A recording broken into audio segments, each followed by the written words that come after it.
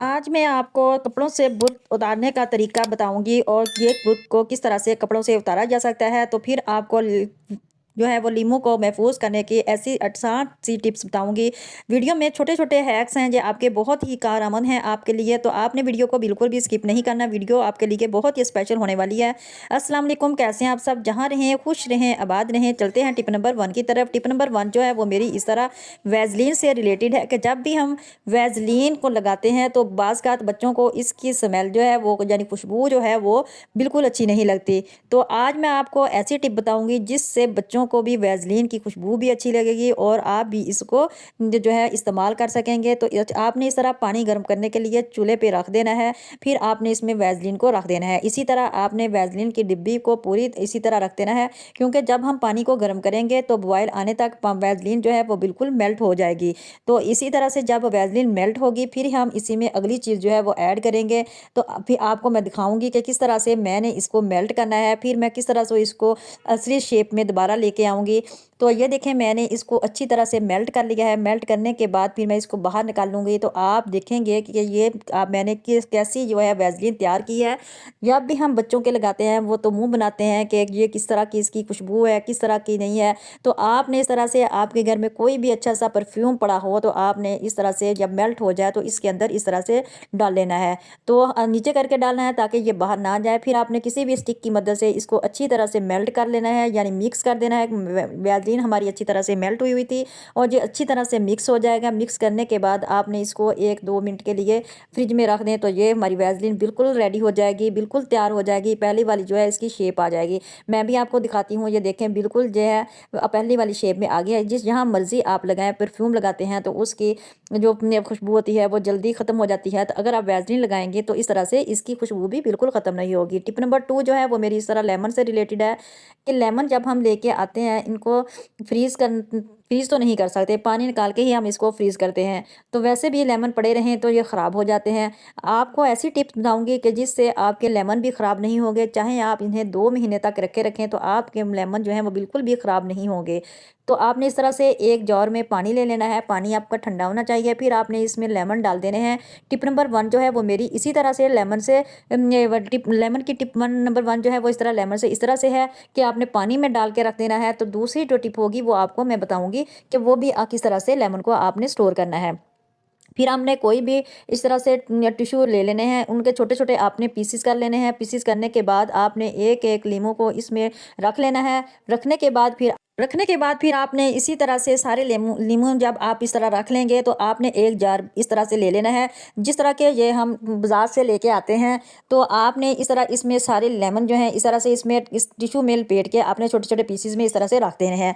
तो चाहे आप अखबार ले लें या टिश्यू पेपर ले लें, तो इसी तरह से आप इसमें लपेट के रख दें, तो आपके लेमन फिर भी ख़राब नहीं होंगे। तकरीबन 2 हफ़्ते तक आपके लेमन बिल्कुल ताज़ा ही रहेंगे। तो आपने इसी तरह से इसको करना है। ये 2 टिप्स हैं लेमन को स्टोर करने की, तो आप जिन पानी भी निकाल के इनका स्टोर कर सकते हैं। रमज़ान शरीफ आने वाला है, तो रमज़ान में आप फिर जी भर के पानी बनाएँ और पिएँ, शिकंजी से आप फ़ायदा उठाएँ। तो लेमन रमज़ान रमज़ान शरीफ में बहुत ज़्यादा महँगे हो जाते हैं, तो आप पहले ही इसका पानी निकाल के इनको स्टोर कर लें। तो इस तरह से ये देखें मैंने पहले ही इसी तरह से निकाल के इनको अच्छी तरह से स्टोर कर लिया है।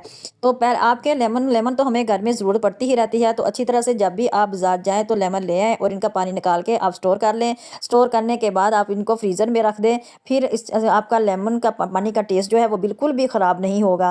तो मैंने इसी तरह से सारे लेमन जो हैं वो स्टोर कर लिए हैं। तो जब मेरा दिल चाहता है तो फिर मैं फ्रिज से निकाल के इस्तेमाल कर लेती हूँ। उम्मीद करती हूँ आपको मेरी ये टिप जो है वो बहुत ही पसंद आई होगी। तो टिप नंबर 3 जो है वो भी मेरी आपके लिए बहुत ही अमेजिंग है। आपने उस टिप को मुझे कमेंट बॉक्स में ज़रूर बताना है कि आपको मेरी कौन-सी टिप जो है वो पसंद आई है, और बताने के साथ-साथ आपने मेरे चैनल को लाइक भी करना है। टिप नंबर 3 जो है वो मेरी इस तरह पैड से रिलेटेड है कि जब हमें अपनी बच्चियों को बताना चाहिए कि हमें इस्तेमाल करने के बाद पैड को इधर-उधर नहीं फेंकना चाहिए, बल्कि इसे हम जब भी फेंकें तो इसको अच्छी तरह से आपने रोल कर देना है ताकि इसको अंदर से कोई भी चीज़ नज़र ना आए। तो आप ये तो न्यू पैड है, लेकिन मैं आपको इस तरह से दिखाऊंगी कि आपने किस तरह से इसको रोल करना है। आपने अच्छी तरह से इसको रोल करने के बाद फिर आप इसको फेंकें, क्योंकि जब भी कोई भी दूसरा देखने वाला ना देखे तो आप फिर इसको जला दें। एक आप बास्केट लगा लें, उसमें आप फेंकते जाएं, फिर आप इसको जला दें, क्योंकि ये वैसे नहीं आपने जलाने, तो एक एक करके ना जलाएं, तो इकट्ठे आप जला दें। तो इस तरह से आपके पैड जो हैं वो बिल्कुल भी इस तरह से इधर उधर नहीं पड़े होंगे और ना ही किसी को नज़र आएंगे।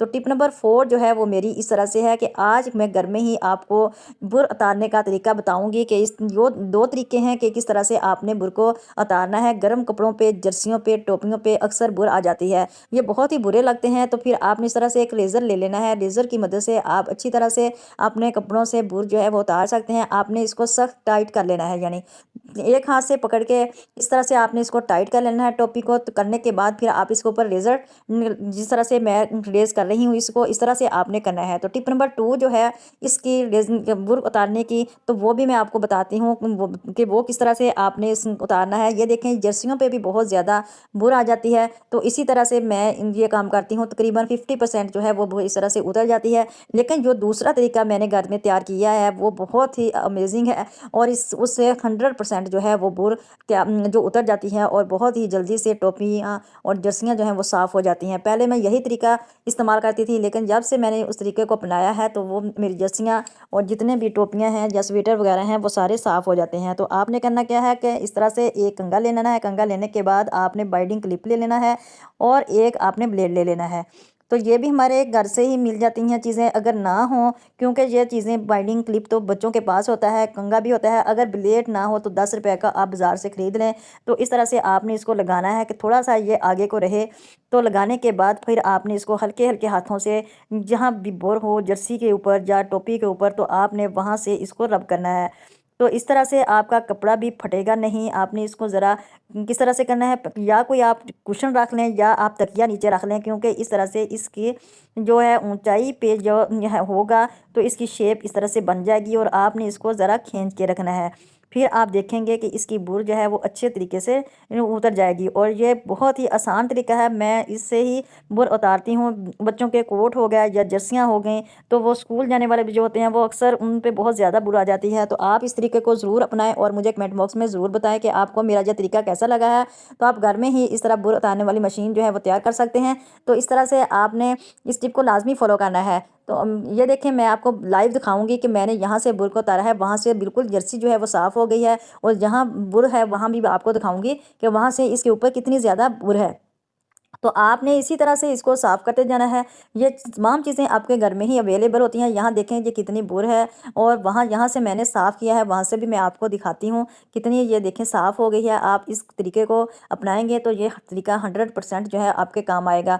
तो इसके साथ ही अगर आप मेरे चैनल पर न्यू हैं, मेरे चैनल को लाइक, सब्सक्राइब और शेयर लाजमी कर दीजिए। तो उम्मीद करती हूँ आपको मेरी ये टिप बहुत पसंद आएगी। पसंद करने के साथ साथ आपने मुझे कमेंट बॉक्स में ज़रूर बताना है कि आपको मेरी वीडियो में से कौन सी टिप जो है ज़्यादा पसंद आई है। तो इसके साथ ही फिर मैं इजाज़त चाहती हूँ। अपना रखिएगा ख्याल। अल्लाह हाफिज़।